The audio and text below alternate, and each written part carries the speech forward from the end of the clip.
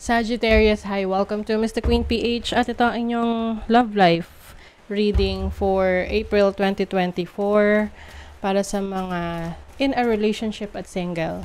So this is a general reading. Just take what resonates. Watch your sun, moon, rising, Venus for other messages. And thank you sa lahat ng mga sumusuporta dito sa ating channel. Just a reminder, gamitin nyo lamang ang reading na to bilang gabay. Pa-follow, like na rin ng ating Facebook at TikTok. Lahat po yan, Mr. Queen PH. Like, share, subscribe, turn on post notifications para lagi kayong updated sa ating mga readings. And if you're interested in private readings, meron tayong 30% discount hanggang March 20. So, book for a reading. Meron tayong link sa description at sa pinned comment. Paki-check na lang. Okay, unahin natin yung mga in a relationship na Sagittarius. In a relationship, Sagittarius. What's up? Anong meron ngayong April 2024? Wow. May happiness. Yung iba sa inyo kayo magbabakasyon. Sa beach with your person. Enjoying each other. Okay.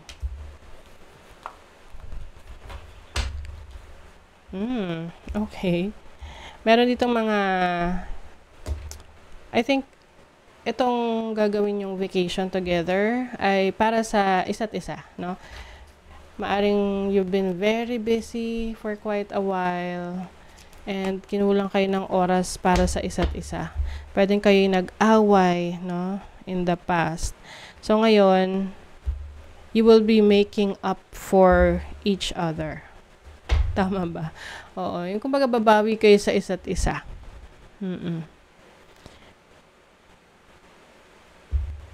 Maaring alam mo yung tipong nag-away, nagka-problema, tapos you decided na ayusin yung relationship. I-work out pa. Let's see.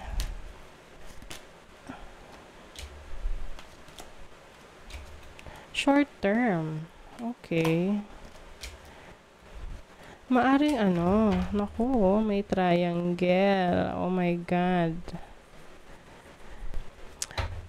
Possible na ang isang reason kaya kayo nag-away or pwede rin nagkaroon ng hiwalayan in the past is because of a third party situation. I also see na maaring habang kayo ay nasa bakasyon, tapos merong malalaman ng isa sa inyo about your person na may kalokohang ginagawa or merong issue with another person. Medyo magulo.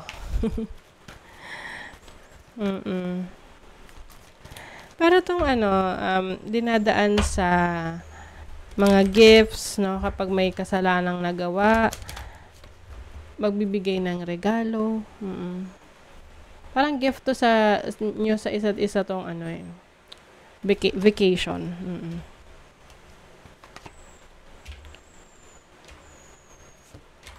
Nako. It's time to take care of yourself, Sagittarius. Kasi maaring kung ano yung dapat mong malaman about this relationship, yung katotohanan, lalabas. Oo. And maaring medyo maging dramatic for you ang April pagdating sa relationship kasi merong lesson na kailangan mong matutunan sa connection na to.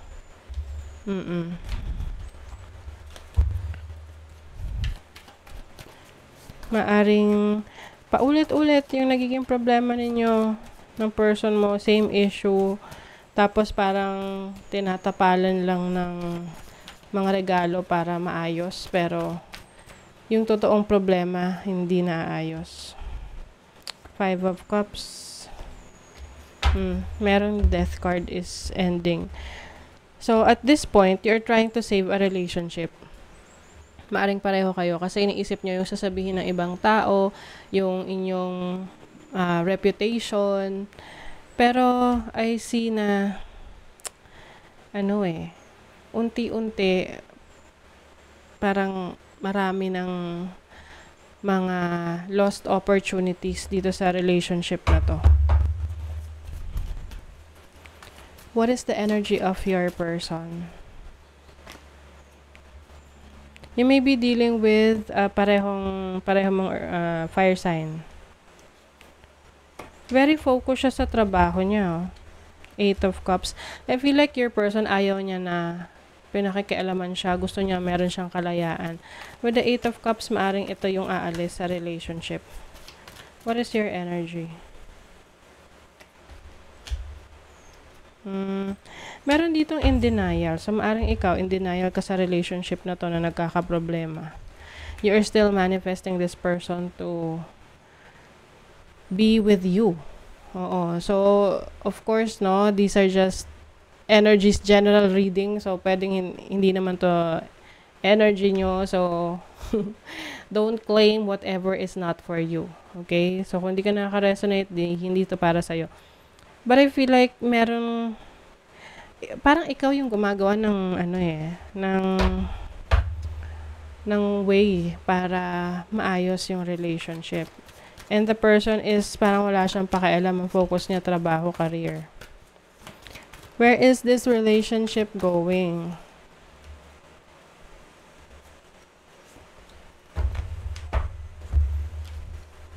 Okay, you have the King of Wands, Page of Pentacles, Ace of Wands. There's a new beginning na paparating sa relationship na to. Maaring new beginnings for each and every one of you. Yung isa kasi rito, mas gusto niya ng meron siyang freedom. Nagagawa niya yung gusto niya. Yung isa naman, tinatry niyang i-control yung other person. So, talagang magkakaroon ng conflict. So, I don't know kung ito ay mauwi sa hiwalayan, but of course, nasa sa inyo pa rin yan if you will try to work things out with this person. But, ang nakikita ko rito is the other person ayaw niya nasasakal. So, pwedeng meron kayong magiging learnings dito sa relationship na to para mag-evolve yung relationship. Mag-transform. Okay, so tingnan naman natin yung mga single. Single Sagittarius ngayong April 2024.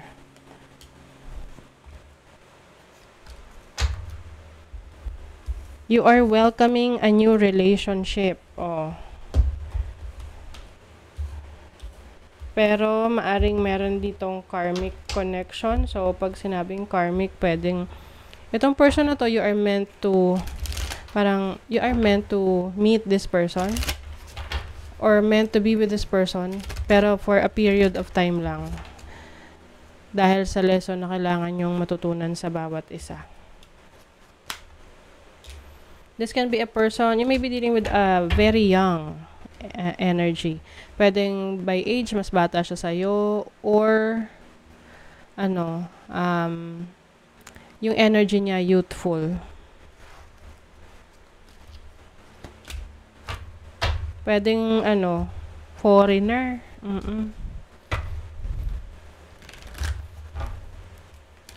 Foreigner itong pwedeng possible na maging ka-connect nyo. Can be a Leo or a Taurus. I feel like the person na possible na dumating sa buhay nyo is someone na maraming kaibigan, maraming ka-connect.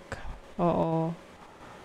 So, just make sure that you are entering this relationship for the right reason. Medyo materialistic itong person na to. Pero meron talagang Leo energy, oh. Oo, merong exchange of communication dito.